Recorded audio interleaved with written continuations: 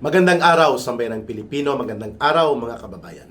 Kasama nyo naman po muli si Ka Eric sa isa na namang episode ng ating Balita at Talakayan. Maraming salamat sa patuloy ninyong pagsuporta, pagtitiwala, pag-promote at pag-share at pag-campaign na lumawak po ang ating video reach, viewers at mga subscribers at tuloy-tuloy na lumalago at lumalakas ang ating Ka Eric Celis YouTube channel. Utang na loob ko po yan sa inyo, saludo. Mga kababayan, mga kapanalig at mga kasama ni Ka Eric sa advokasya na ito. Thank you also sa pagsubaybay nyo sa amin at pagsuporta ni Dr. Lorraine Maribadoy sa aming programang Bigwas ng Agila 2.0. Ayan.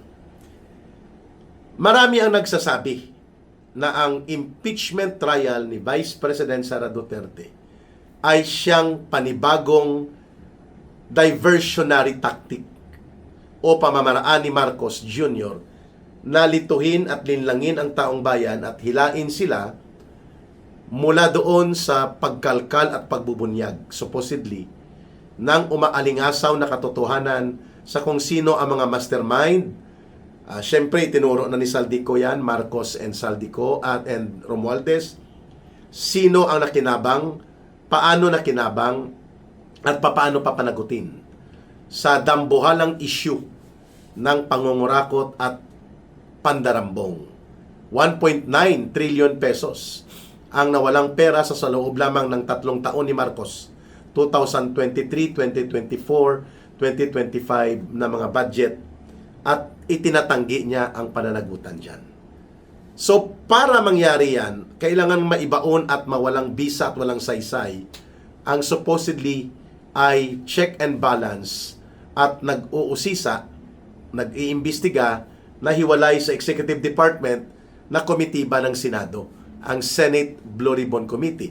Pero ngayon, kontrolado na ni Marcos at paralisado na niya ang numero ng mga senador na naninindigan para ito ay buksan at papanagutin at paparusahan ang mga talagang sangkot at kasuhan at nang mahabol at maibalik ang mga pera o ari-arian nila sa mga mamamayan sa pundo ng pamahalaan.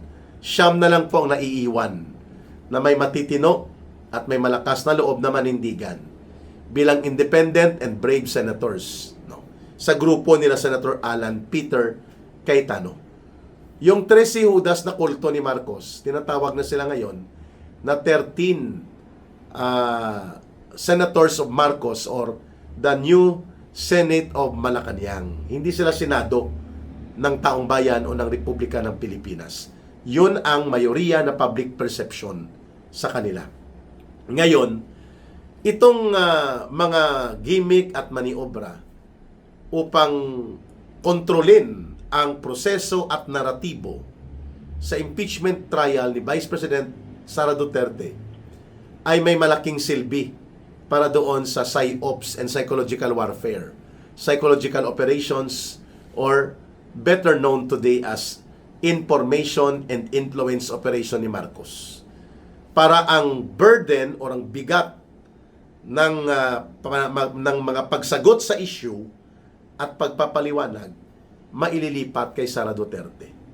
And so therefore, si Marcos hindi na po mapupuruhan.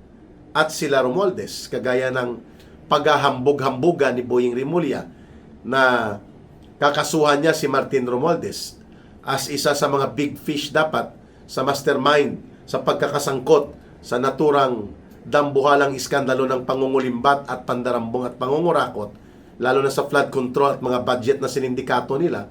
Wala na, hanggang hambog-hambugan lang si Boying Rimulya. Ang hinahabol niya ngayon, yung mga senador na ayaw lumuhod at ayaw magpasakop sa dikta ni Marcos. Yun, kagaya ng nangyari kay Joel Villanueva, kay Chis Escudero na naging duwag, walang paninindigan, walang bayag, dahil may mga bagahe sila at mukhang totoo na nakinabang sila doon sa sindikato, di ayun, tumiklop at lumuhod at naging hudas. Naging miyembro ng kulto ng mga senador na naghudas sa kapakanan ng mamamayan.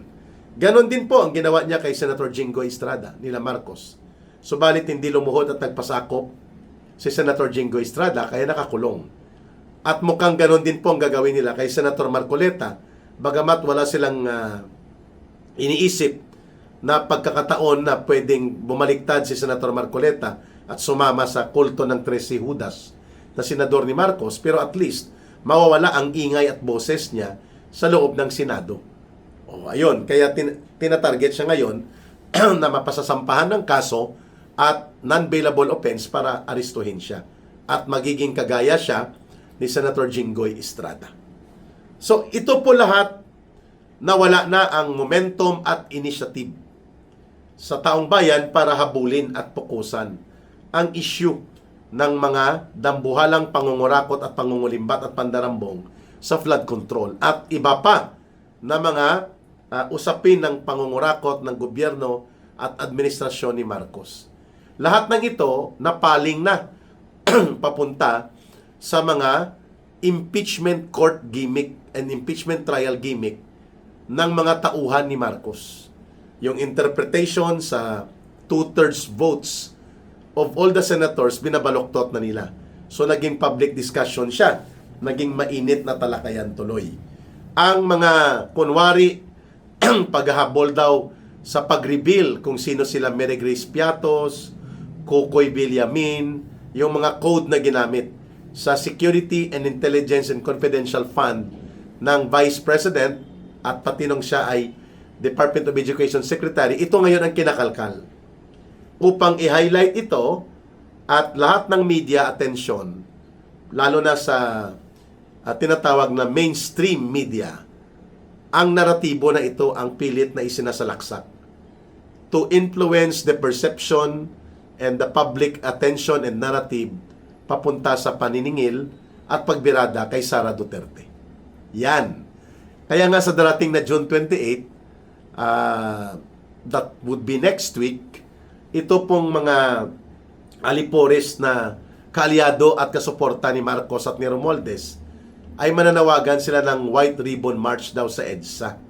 Yung mga miyembro ng Catholic Bishops Conference of the Philippines, yung mga dilaw at hilaw na komunista, pink, yellow zombies, at pati ang mga evil society. No? They want to call themselves civil society, pero mas evil society ang pagtawag sa kanila. Itong mga grupo at organisasyon na napapayungan ng simbahan katolika, no? Na sumasama kunwari sa mga pagkilos na ito. And of course, nandyan ang kanilang alipores at mga kasama, kabalahibo, sa anti-Duterte movement nila. Pro-Marcos na sila, hindi na anti-Duterte, hindi na anti-Marcos, anti-corruption, no? Itong grupo ng CPP, NPA, NDF, urban and front organizations nila. Sama-sama sila sa June 28. Kaya gagamitin nila ang pagkakataon ng impeachment at paglilitis kay Vice President Sara Duterte nang sa ganun po ang public opinion discussion mapupokus kay Sara Duterte. That's first. At pangalawa, magiging defensive ang kalagayan ng Vice President sapagkat magpapaliwanag siya siyempre at kailangan niyang baliin ang pangbabaluktot sa mga proseso at mga propaganda at naratibo sa impeachment trial na siyang sadyang gagawin ng mga tauhan ni Marcos. Lalo na atat sila na ang nakaupo ngayon, majority of the senator judges ay hawak sa ilong at may tali sa liig ni Marcos na inilagay sa kanila. So madali na nilang ilusot at ibaluktot ang proseso. Pero syempre, kailangan magmasid at magbantay ang taong bayan. Kaya yun po ang ibig sabihin kung bakit naging diversionary tactic or bahagi ng mga taktikang pang-diversionary ni Marcos at nila Romualdez upang ipaling papunta kay Sara Duterte instead na nakafocus kay Marcos at kay Romualdez ang pagbubunyag at pagpapaliwanag na ito.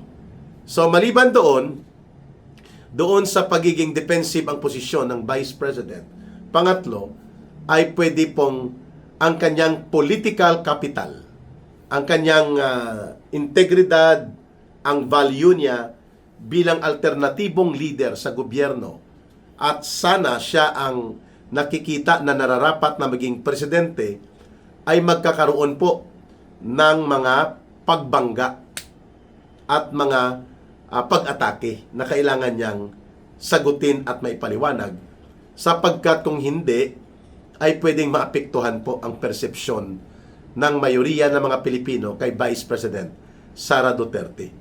Madali lang po kasi lutuin din ang public opinion, lalo na kung ang mainstream and big corporate media ay tudo-todo ang pagbombardeyo at pag-atake ng naratibo ng pagiging masama at pagiging involved ni Vice President Sara Duterte sa katiwalian. That will shift the burden of explaining the issue mula kina Marcos at Romualdez papunta sa kampo, particular kay Vice President Sara Duterte. And we are seeing that trend right now. Kaya nga kailangan mabaluktot at talagang maging pangdurog na proseso ang impeachment court trial, kung kaya sabi ni Senator Alan Peter Cayetano sa kanyang naratibo din ng paghahayag, gagamitin nila ang majority of the judges, 13, yung kulto ng 13 Judas, para papayagan po ang ganitong marumi at baluktot na mga prosesong ginagawa doon sa House of Representatives, dadalhin nila sa Senado. At kapag nagkaroon po ng banggaan, hanggang argumentasyon at mga pakikipagtalo na lang ang magagawa ng 9 brave senators, kasi pag nagbotohan on particular motion na pumapabor sa pagdurog kay Sara Duterte, matatalo sila. At yung nagtatanggol naman sa patas at makatarungan na proseso ng impeachment court at mga paghandle ng kaso na ito, matatalo naman ang mga nagtatanggol ng patas at makatarungan na proseso. Dahil sa pagbotohan, siyam lang sila. 13 ang Judas. So now we see, mas klaro na ngayon na ito ang tinatawag na tactical maneuver to achieve strategic objective. Yon. Sa mga rules ng digmaan, may tinatawag na tactical maneuver to protect and achieve the strategic objective. Anong tactical maneuver na ito? Inagaw nila sa pamamagitan ng pangbabaluktot ni Marcos at ginamit pa ang tinatawag na special session, kunwari lang yon, para magtipon-tipon ang mga senador upang mabuo ang 13 Judas. That will take out Alan Peter Cayetano and take away the leadership ng Senado at mga komitiba. Yan, tactical maneuver yan. And then, ang pangalawang tactical maneuver, highlight the impeachment. Gamitin ito as narrative na itong issue. Hindi ang flood control ang pinag-uusapan, hindi ang korupsyon at plunder o pandarambong nila Marcos at Romualdez. Tactical maneuver yan. At ang kanilang tactical target, si Sara Duterte. Pero ang kanilang strategic objective, that Sara Duterte will be crippled, minimum and maximum will be convicted. To take her out, no, para hindi na siya makakatakbo sa pagiging Pangulo kung makonvict siya, lalo kung makukuha nila ang 16 senators na magboto yes to conviction of Sara Duterte. However, kung hindi pa kaya ang 16, binabaluktot nila na dapat 14 lang dahil 22 lang daw ang mga senador na makakapagboto at makapag-participate sa actual impeachment trial. Mali! Kahit elementary ka, pwede mong basahin ang konstitusyon na nakalagay doon, 2/3 of all the senators. Hindi inilagay doon sa konstitusyon, 2/3 of all the senators who are present in the Senate. Kung wala nakalagay, yung interpretasyon mo, mali yun. Ang nakalagay lang doon, 2/3 of all the senators. Until mag-resign o mamatay o mapa-expel o lumipat sa kabilang branch of government si Senator Jingo Estrada at si Senator Bato de la Rosa, they remain to be as senators. Klaro yan, mga kababayan. So mali po itong binabanggit ng mga baluktot na tagapagtanggol ng information operations and PSYOPs or psychological operations ni Marcos, na 22 lang ang bilangan kaya 14 lang ang magpapakonvict. That is wrong, and that is a very scandalous na pangbabaluktot, pag-twist sa constitutional provision. 2/3 of all the senators or 2/3 of all the members of the Senate until there are 4 circumstances na wala na, nag-resign, namatay, na-expel o lumipat at tumanggap ng ibang posisyon si Senator Bato de la Rosa at si Senator Jingo Estrada outside of the Senate, then until mangyari ang mga yon, resignation, death, expulsion at isa pa, hindi po sila bakante ang kanilang opisina. Senador pa rin sila. Pero dahil ang naratibo nila, actual senators lang, ang nag-interpret niyan, dating Supreme Court Justice pa, itong kolokoy na si Carpio at itong si Drilon na kolokoy din ng Yellow and Pink Zombie Group, kahit mga abogado sila, binabaloktot nila ang batas. Malinaw po na ang layunin nila, Marcos, at ng mga tauhan niya at kabalahibo niya ngayon, ay durugin si Sara Duterte at tanggalin na ang anumang kapasidad ng mga Duterte na maging bahagi pa ng national leadership, lalo na ang pagiging pangulo sa susunod na administrasyon. Takot na takot sila. So the impeachment trial and all the narratives and issues na binobombardiyo laban kay Sara Duterte are all part of the tactical maneuver for the strategic direction of minimum durog na durog si Sara Duterte at mawawala o mababawasan ang kanyang political value should the election proceed at pag hindi siya na-convict, or maximum i-remove talaga siya by way of distorted, binaloktot na computation and interpretation sa saligang batas. At yun ang pinaka-target ni Marcos at nila Romualdez, na mawawala si Sara Duterte sa equation ng politika sa susunod na panggobyerno sa Pilipinas. Pero kailangan po nating balansihin. While we defend and help the Vice President explain the issues, we should also concentrate still to bring the attention of the Filipino people sa publiko na ang may totoong pananagutan, ang totoong may criminal involvement, lalo na sa pagiging mastermind, sa malakihan at dambuhalang issue ng mga kinurakot, lalo na ang 1.9 trillion pesos na flood control na halos kinurakot ang pondo nito sa loob ng 3 taon ng sinindikato na budget ni Marcos at nila Romualdez, as revealed by many witnesses, including lalo na ang kanilang inner circle, na si Saldico. We need to balance. While we defend, we have to be on the offensive sa pag-expose at pagpapalawak ng issue at pag-sustain ng diskusyon sa flood control. Bagamat alam natin na diversionary laban kay Vice President ito at upang tabunan at ilihis ang issue ng pananagutang kriminal nila Marcos at Romualdez, and yet we cannot be default. We cannot be at default rather, na hindi natin sasagutin ang mga issue na binabato kay Vice President. Hindi pwede yun. Kailangan balansehin natin. Otherwise, lalamunin tayo ng tactical maneuver nila Marcos. Lalo pa, at sila ang may control sa mainstream and big corporate media at social media lang halos ang mayroon ng taong bayan. Pero, ang katotohanan, wala sa kanila. Hawak ng taong bayan. Alam na ng taong bayan na ginagamit lang nila ito kay Sara Duterte. But, we need to be consistent na mapaliwanagan pa rin po ang mas malaking bilang at mas malawak na hanay ng sektor ng lipunang Pilipino, para po salagin at tapyasin natin ang tactical maneuver nila na dudurugin nila si Sara Duterte sa impeachment court trial. At maximum ay mapakonvict nila sa pamamagitan ng pag-distort nila ng constitutional interpretation nila sa numero ng numbers of senators to convict and to remove Sara later on out of the equation of the presidential elections. We have to defend that. We have to help the Vice President. Pero we have also to remain consistent. On the other hand, dito, sa binabanggit ni Ka Eric na dapat mabulgar pa rin at tuloy-tuloy na mapalawak at mapalalim ang public discussion and advocacy to expose ang iba pang katiwalian at sindikato ng pangungurakot at pandarambong na nagaganap at naganap sa ilalim ng administrasyong Marcos at Romualdez. We need that kind of consistency. Kaya tayo hindi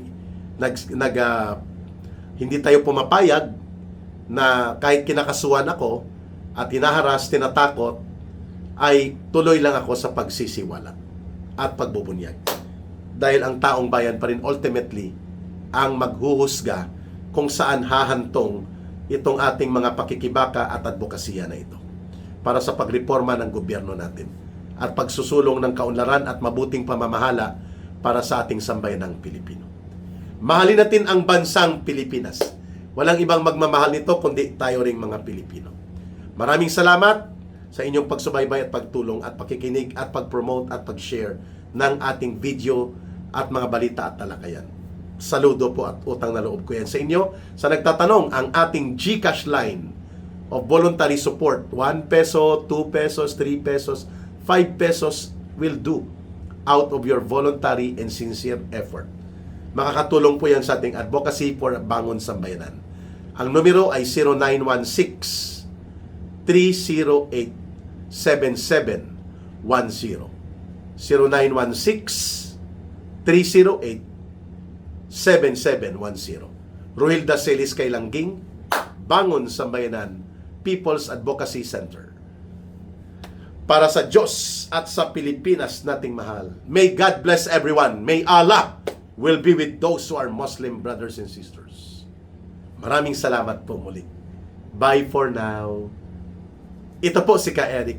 Mabuhay!